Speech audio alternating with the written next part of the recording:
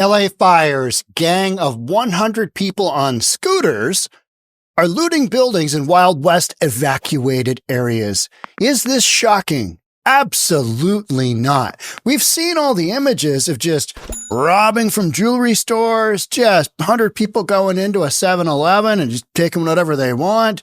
I mean, carjackings, you name it. How about all of the footage of people, police chase, some guy in a car getting away from whatever.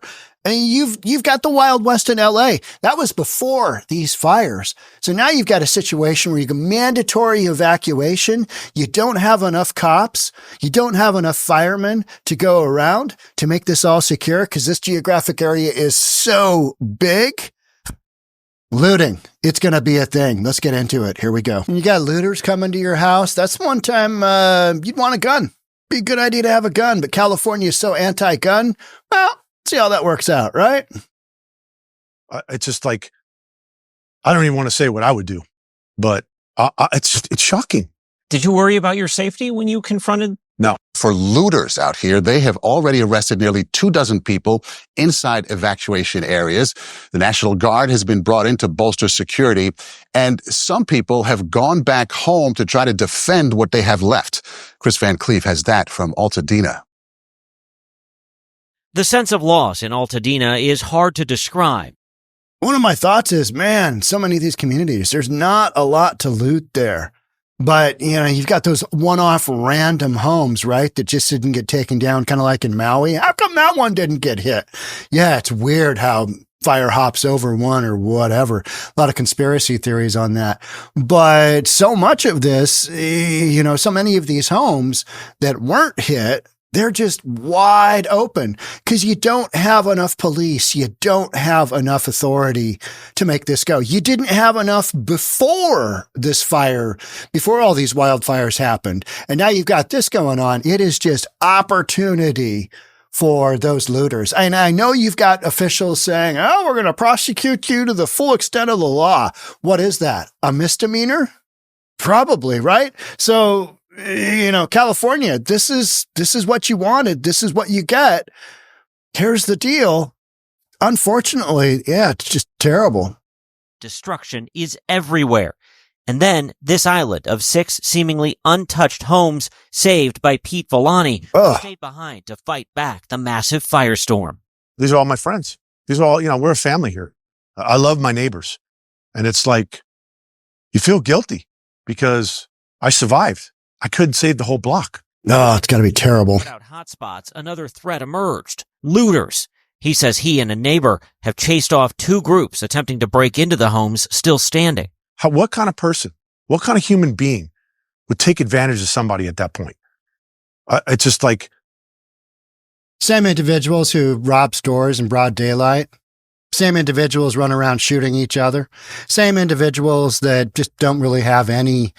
they don't have any respect for human life or other people's properties. And California has, as a whole, with Proposition 7, made stealing your stuff, to a certain threshold, okay. So those are the people. And they're all running around, oftentimes with multiple convictions, because you've got a soft on crime judicial system.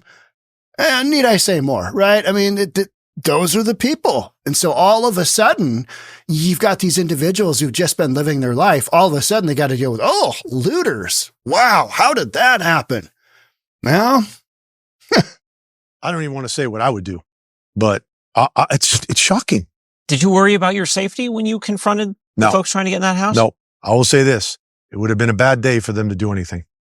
Do you feel like you're defending your neighborhood now? Yep. That's why I'm here. This is why I stayed.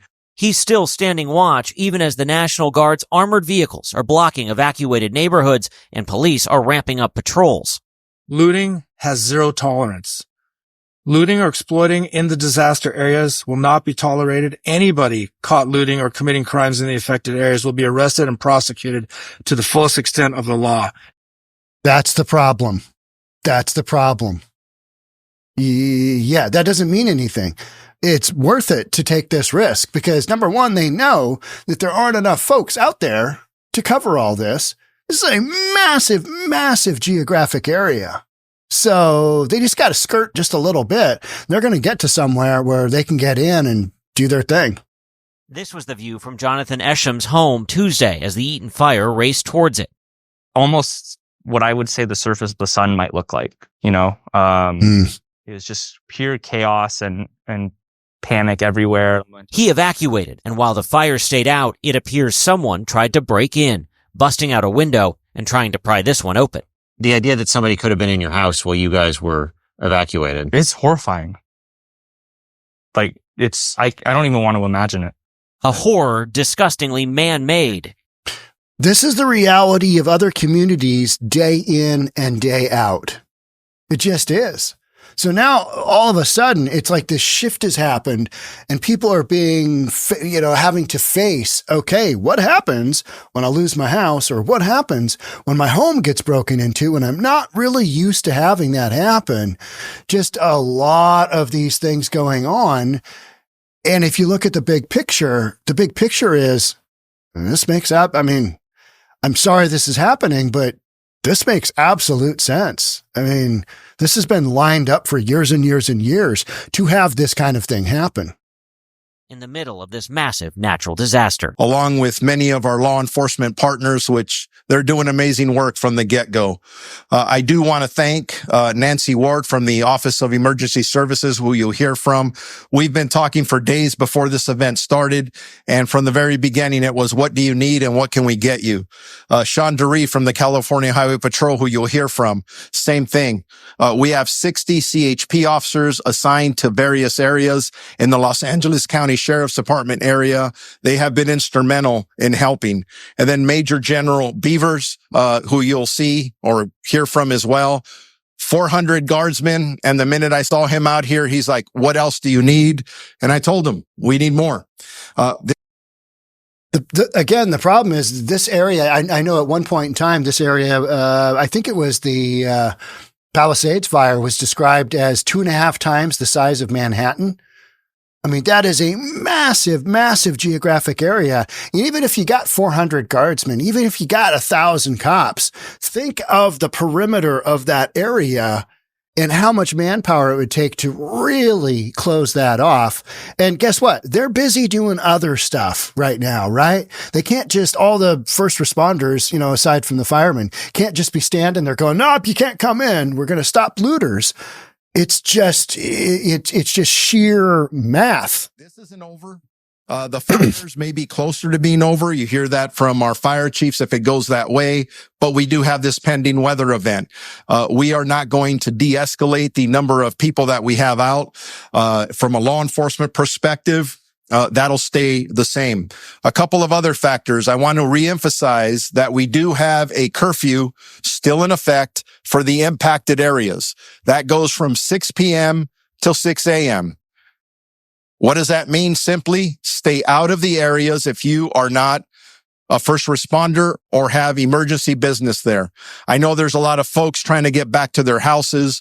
We are very empathetic and sensitive to those needs, but your safety comes first. A lot of these areas still look like they were hit by a bomb. There are just not much to loot there, right? Oh, so sad. These people just lose everything. It's like, oh, what do you do? Fires, gas lines, and other hazards. We want to make sure you're safe, not to mention the health hazards that come with that information. Looters don't care about any of that. Get in, get their stuff. We've seen what soft on crime policies do, and California is going to deal with this here.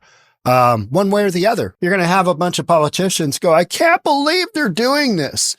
And you're like, well, why not? This is, crime has been ongoing in California, specifically in LA, for years and years and years, and they just let it happen. And now, because it's happened to, some wealthy communities with some important people, to the California scene, that all of a sudden, we got to drop the hammer on the criminal element. Good luck with that. While law and fire officials attempt to keep residents of several Los Angeles neighborhoods calm as they attempt to pull out of the deadly wildfires, force is stretched too thin to combat an alleged gang of 100 looters that has sprung up. According to residents, the looters arrive in neighborhoods and attempt to break into homes that have been vacated due to evacuation orders. It's just the perfect storm, right? And this happens in every major natural disaster. All of a sudden, the politicians start standing up, giving their speeches. We will not stand for this. Well, you might not stand for it, but it's going to happen. And it's going to happen specifically in your communities because you haven't really done a great job of keeping a lot of these folks where they should be, which is in prison. We just started seeing all these cars pull up, doors open, groups of men running up our street, going up to the doors of these houses. Said Allison Axton, told the Post Millennial. My next door neighbor said there were like 100 people. They came up on scooters and were trying to get into any and all of the houses on this street. Several residents told the outlet that they were worried about evacuating from their homes due to the presence of looters. If you look at a map, it is not shocking when, Skid Row isn't that far away. Some of the other neighborhoods are not that far away. Half-hour drive from some real shenanigans happening. These people get in a minivan, they go to these areas. Yeah. While reporting near the Eaton Fire, reporter Haley Winston stated per Newsweek, it's turned into the wild, wild west here. It's just complete insanity on all corners. Police are doing the best they can. They're seeing looters walk down the streets with large TVs, just taking advantage of whatever this little town has left. Another reporter, Madison Keevy, reiterated the claim, saying that she had a similar experience. Our cameras saw 3 men on scooters immediately turn around when they saw police. These folks that just don't really care about humanity at all. And when you're down, they're just going to kick you a little further because they're all about the crime and they should be in prison. But because of misguided compassion in California, and we got the same thing here in one state of Washington, just give them one more chance. Well, how many looters should be in prison that are out actively as we speak doing this? Yeah. And it's going to go on for a while because this area is so large. These fires hit, so much area. During a press conference, LA County Sheriff Robert Luna said that they had arrested 20 individuals. All right, 20 out of how many? 20 out of how many? So we've got these really empty statements, right? Let me make it quite clear what's going to happen. So district attorney, the DA's office working with law enforcement is going to arrest you. And probably not. Probably not. And if they're as effective as they are at, homeless drug dealers, then nothing's going to happen. Nothing's going to happen. They're going to prosecute you and you're going to be punished for the full extent of the law. That's a promise. Yeah, until the judges look at the charges. You stole $50 worth of this or $75 of this or $1,000. Nope, misdemeanor. You get a parking ticket. Officials have stated they plan to issue a curfew for the affected neighborhoods that would be in place from 6 p.m. until 6 a.m. the next day. You effectively can't keep the looters out. You can't keep the looky-loos out because you don't have enough boots on the ground manpower to do that. And, while that is happening, you've got so many other things, going on. You've got California wildfire backlash, State Farm, other insurers slam for dropping coverage. So you've got homeowners who lost their coverage or who are going to lose it moving forward. That's a whole big deal, right? Then you've got a land grab happening from the standpoint of, hey, I'll give you literally one of my other topics here. Miami retail guy says a friend was offered $750,000 for the land after his $4.5 million Palisades home burned down in LA wildfires. Well, $750,000 is pretty cheap for a piece of dirt and $4.5 million, sales price, estimated value. But the issue is you're going to have to do a pretty big discount for, number one, a home location in an area that just had a fire. So you've got a land grab going on. This always happens.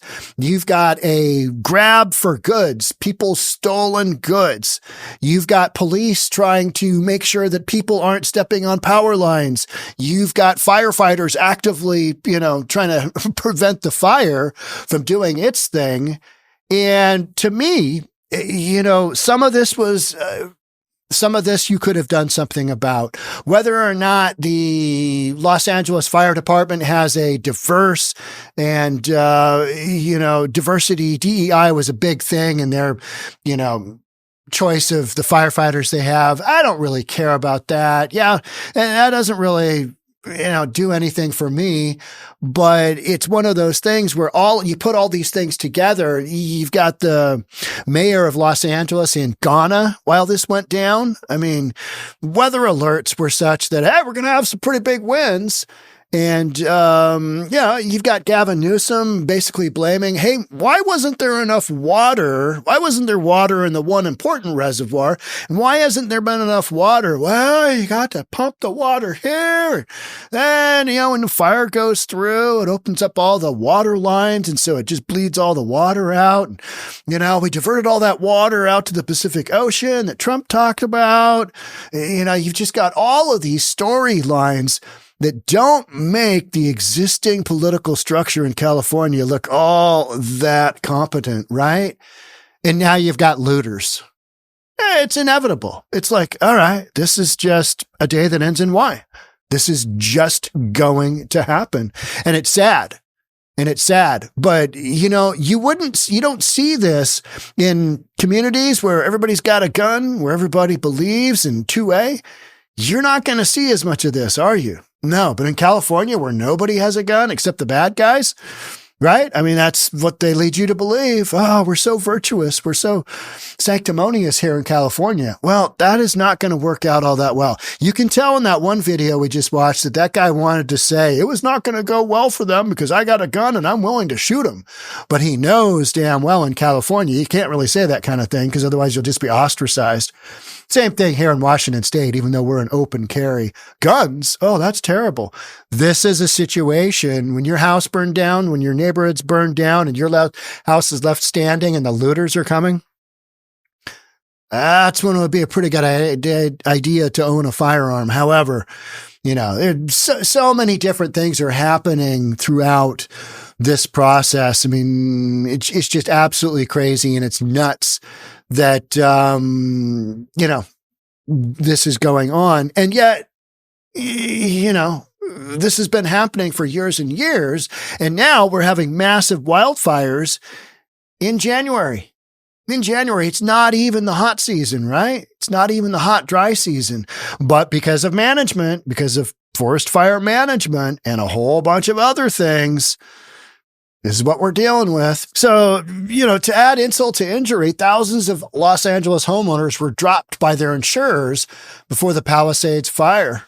So maybe your house makes it through, but all your stuff just gets jacked. I mean, horrible, because they're not going to allow these people to come back to these communities for a while, especially if you're in a hot zone where you've still got down power lines. You probably don't have power. You probably don't have water.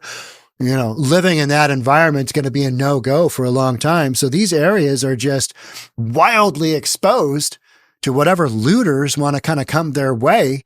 And that's a really, really sad, deal that is going to happen, that is literally happening as we speak. And yet, you look at the broader scale of things and you're like, okay, yeah, this makes sense. This makes absolute sense. And what I find so interesting is that there's just this shock that, oh my gosh, can you believe that? Can you believe that?